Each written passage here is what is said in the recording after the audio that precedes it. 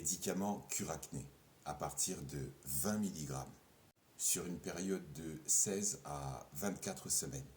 Les effets indésirables les plus fréquemment constatés lors de ce traitement, où la molécule principale est l'isotrétinoïne, sont une sécheresse des muqueuses, qu'elles soient nasales, oculaires, voire possible conjonctivite, ou sécheresse de la peau.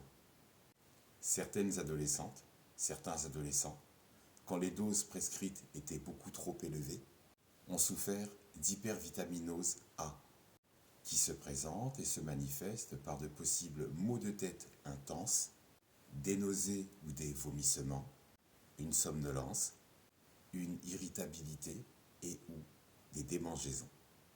Ce qu'il faut savoir, c'est que cure-acné, ce médicament, ne fait pas bon ménage avec un autre médicament contenant de la vitamine A ou de la tétracycline, des tétracyclines, une classe d'antibiotiques. Tétracycline, pour faire simple, fait partie des médicaments antibiotiques utilisés dans le traitement de l'acné. Et surtout, n'utilise aucun traitement cutané contre l'acné pendant le traitement par cure-acné. Certaines et certains ont essayé, pensant accroître et accélérer les bienfaits. Ils ont eu des problèmes.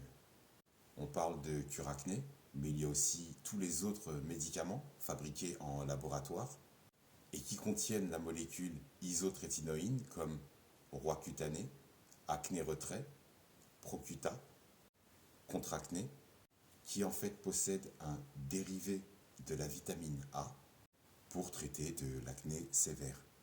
Donc on parle de médicaments à posologie sérieuse et sur lesquels il ne faut pas rigoler sur les dosages. En relisant ton commentaire, je pense que tu peux aborder le sujet avec la dermatologue de manière respectueuse, constructive et objective. Tu peux lui expliquer ton point de vue sur la recommandation discutable de l'utilisation de la vaseline sur les lèvres de tes adolescents, surtout lorsqu'ils prennent du cure-acné. Lui dire que tu comprends difficilement que la vaseline puisse être une solution véritable pour les lèvres sèches et que tu as le droit d'avoir des inquiétudes à ce sujet. Tu sais, la vaseline, c'est un peu comme un super-héros qui se cache derrière un masque. Elle crée une barrière occlusive qui empêche l'humidité de pénétrer, mais elle peut aussi piéger les impuretés, les bactéries, les salissures et rendre la peau encore plus sèche à long terme. C'est un peu comme si on mettait un imperméable sur une plante assoiffée. Ça ne va pas du tout l'aider à s'épanouir. De plus, avec le traitement cure-acné, qui sont, et soyons honnêtes, les montagnes russes hormonales pour les adolescentes, pour les adolescents. Il serait peut-être judicieux de se pencher sur des solutions ou des alternatives plus hydratantes et moins occlusives. Après tout, on ne veut pas que leurs lèvres ressemblent à des déserts arides, ni que leur peau ne ressemble à des pins au raisin. On est bien d'accord.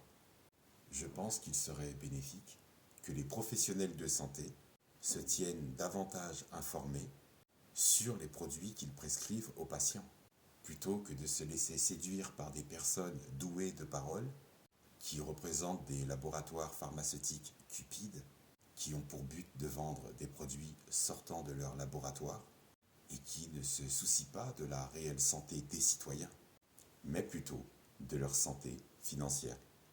Si la dermatologue est fermée à la discussion, rien ne t'empêche de prendre un rendez-vous avec une autre ou un autre dermatologue plus sérieux et investi et qui aura envie d'apporter des conseils éclairés et des soins adaptés plutôt que de jouer les distributeurs de médicaments, plutôt que de jouer à la roulette russe avec la santé de tes enfants.